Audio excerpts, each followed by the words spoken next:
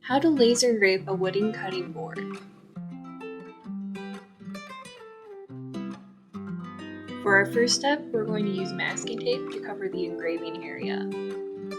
We're going to set the cutting board into our machine and we're going to begin preparing our laser file. File and import.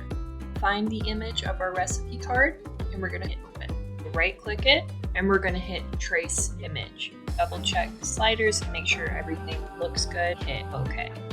Once we're sure everything looks great, you're going to select the image and we're going to delete it. Go ahead and select the outline and hit the ungroup button.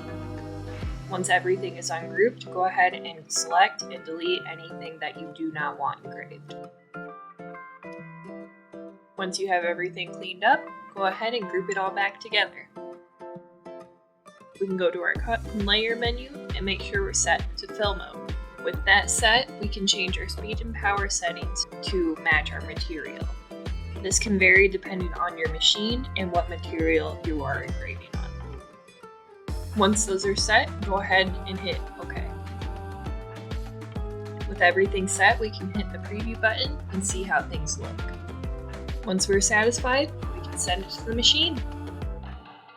We want to make sure our focus is set and that we're framed correctly on the material. It's time to run it.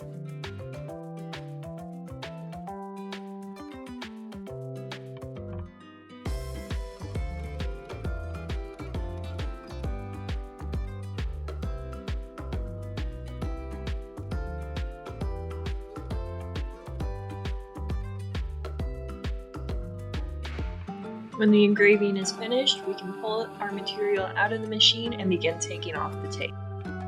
Once the tape is removed, begin coating the cutting board with the finish of your choice. Make sure that if you're going to use this as a cutting board and not a display item, that you are using a food-safe material to coat it.